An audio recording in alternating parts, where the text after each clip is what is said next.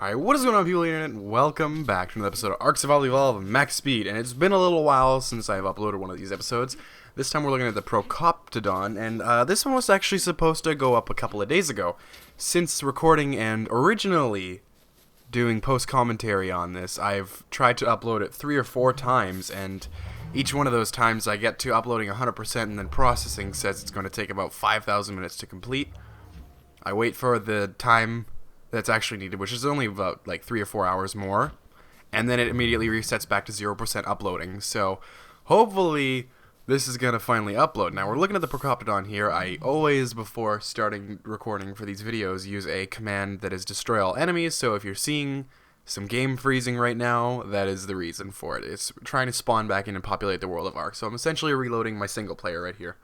But anyway, we're looking at the Procoptodon here, something that the Ark devs have been working on for a little while. After its release, they were releasing numerous patches to make sure that it was able to have movement speed, and they finally got it. So we're going to be looking at that here, and I believe that the increase on it per level is 2% now. I'm punching the air with a bit of frustration that it took so long to load me back into my Ark, but you can see here, look at the stats. We got 1500 health base, which is pretty good.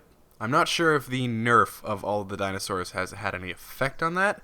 If not, it probably had even higher health before it. It's got 800 stamina, which is actually a lot better than it sounds like, and its movement speed starts off at, I believe, 100%. Then its melee damage is at 350%. Now, I wanted to do a max melee series, but due to the devs nerfing all of the dinosaurs, I'm not 100% sure what exactly is going to happen with the statistics, whether they're going to be reset, and all of the videos that I do in the time before the reset are going to be completely useless, or if they're just going to stay there forever, or what the devs are doing, because I'm pretty sure this game's kind of, sort of falling apart at the moment. They've been having a lot of problems with this game lately, where the dinosaurs aren't really in any certain direction, you know? It would be really nice to see dinosaurs getting something like a skill tree as opposed to having levels, because, well, you can see there, I just took down that Spino, no problem with the Procoptodon. Of course, I'm a maxed out level, and he's just a level 24, which is pretty impressive. But anyway, it would be nice to see a skill tree for dinosaurs as opposed to a level system, because at a level 180 perfect tame with all of your experience put into health and melee damage, that's not exactly an easy mount to get.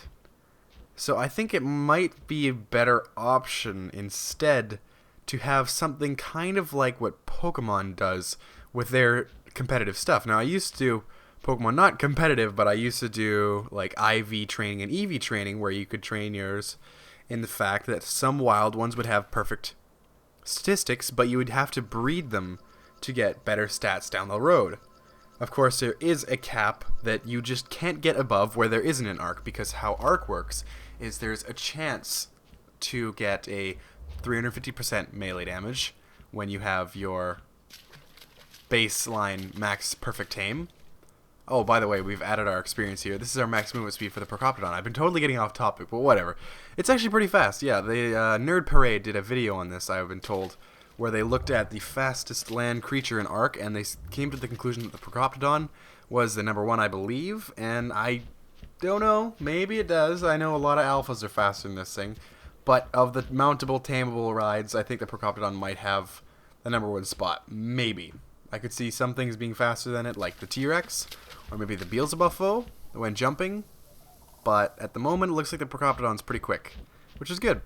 But anyway, getting back to what I was saying before, it would be nice to see that, maybe not the same sense, because you'd have big tribes that would spend hundreds of hours breeding dinosaurs, and they would just dominate the landscape.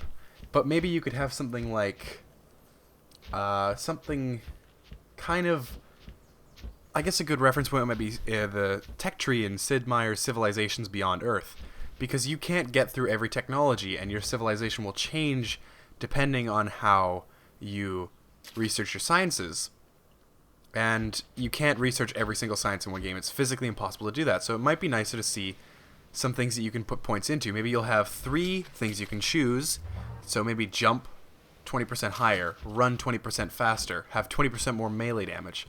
Just something that's unique to that creature, so that you don't have small tribes at level 1s getting wiped out by massive tribes that can completely dominate the landscape, and it'd just be nicer to see some sort of way of balancing everything in game so that people could actually enjoy the game when they're coming fresh into it, because there's a lot of people that are coming new to Ark with the release of the Xbox One version of it and the PS4 coming pretty soon.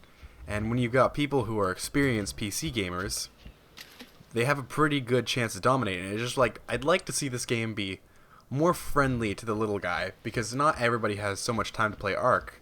And this game is a big time sink. You have to put hundreds and hundreds of hours into being complete at this game. Back to the Procoptodon. You can see its swim speed is pretty terrible, but its jumping more than makes up for it. So if you're planning to go across oceans, probably not a good idea, but you can very easily just jump the gap instead of the river. You can see I went to a very wide base of the mouth of the river, and I was fine to jump over it. Now what we're going to do here is we're going to do exactly the same thing as we would with the Beelzebufo and take it to the top of the mountain, so we'll see you there. Alright, we've returned on top of the volcano with the Procoptodon, and we're going to see how far this thing flies. Now the Beelzebufo, if you remember, made it into the river, which was an impressive feat. In fact, you would take 0 fall damage from that because you can't sink to the bottom. For some reason, water saves you from a mile drop. Now the Procoptodon that we have here actually doesn't have infinite stats turned on, so it's going to take full fall damage from this, so it served us well, but unfortunately it must bid us farewell because there is nothing on Earth that can survive a 2-mile drop off this volcano. If you look around, we're at the height of the obelisk, so there is no way this Procoptodon is going to live. It's a pretty indescribable feeling gliding down the Ark like this. It's really cool, but I don't know how things can go this far, because this thing easily clears the river, so you can tell already it's better than the Beelzebufo, and it doesn't die from fall damage. I'm pretty sure rewatching this clip, my shins shattered themselves. Like I think I've broken my left leg just by watching the fall this thing took, and it's still jumping around. And keep in mind, from that fight with the Spino, I never recovered full health, and I'm at 500 right now, and I've got 1500 max, so I didn't even take 1000 fall damage.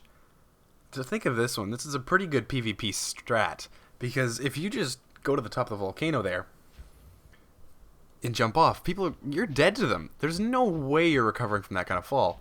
There's no way you're going to survive or your mount's going to survive, and as soon as you jump off that, they think you're good as dead. On the other hand, the Procoptodon was able to take that fall with ease, so if you're being chased by an alpha tribe, go ahead and jump down that thing.